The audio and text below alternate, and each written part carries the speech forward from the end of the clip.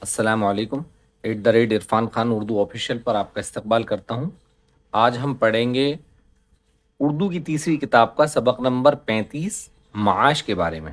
روزگار، روزی کمانے کے ذریعے اپنے اور اپنے اہل و عیال کے واسطے کمانا اور معاش پیدا کرنا، روزگار پیدا کرنا بھی انسان کی نیکیوں میں سے ایک بڑی نیکی ہے، اور باوجود طاقت و قدرت کے دوسروں کا محتاج بننا ایک گناہ ہے۔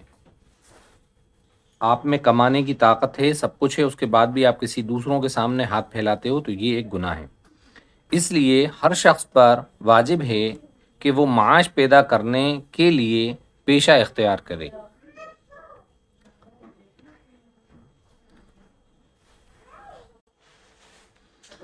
وہ پیشے جن سے معاش حاصل ہوتی ہے بعض ضروری ہیں، جیسے زراعت، کھیتی کرنا، تجارت، مال لانا اور بیچنا، کان کھودنا، کوئلے کی کان کھودنا، آہن گیری، لوہاری کا کام کرنا، نجاری، بڑھئی یا کارپینٹر وغیرہ، کیونکہ ان پیشوں کے ذریعے انسانوں میں تہذیب پھیلتی اور ان کی زندگی راحت و آرام سے بسر ہوتی ہے۔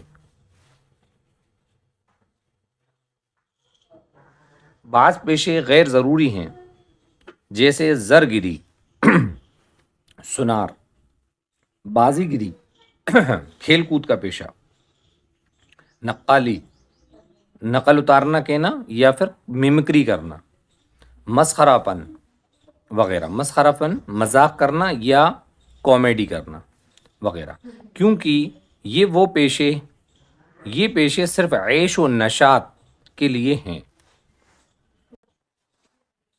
زندگی کی ضرورت ان پیشوں پر منحصر نہیں۔ بعض پیشے بالکل مصلحت کے خلاف ہیں، کیونکہ ان کا کرنے والا نہ خود معاش پیدا کرتا نہ اوروں کو مدد دیتا ہے، جیسے قمار بازی، جوا کھیلنا، جھوٹی گواہی، چوری، قزاقی وغیرہ، لوٹ مار کرنا۔ اعلیٰ پیشے وہ سمجھے جاتے ہیں جو دانائی اور شجاعت سے تعلق رکھتے ہیں۔ عقل مندی، دانائی اور شجاعت سے تعلق رکھتے ہیں، جیسے انتظام عدالت، عدالت کا انتظام دیکھنا، تعلیم، طب، ڈاکٹری کے پیشے، حساب و کتاب، اکاؤنٹس کے پیشے، مساحت، سپاہ گیری، پٹواری گیری، سپاہ گیری، سپاہی کا پیشہ وغیرہ۔ ادنا پیشے وہ ہیں جو صرف جسمانی طاقت پر موقوف ہیں، جیسے بوجھ ڈھونا، لکڑیاں چیرنا، مٹی کھودنا وغیرہ۔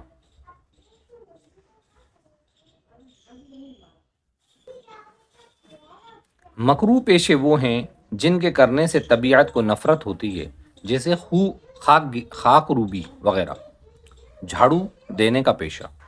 انشاءاللہ اس کے بعد کا حصہ ہم اگلے ویڈیو میں ریکارڈ کریں گے، تھوڑا بڑا سبق ہے، اس کو اچھے سے یاد کیجیے گا۔ السلام علیکم۔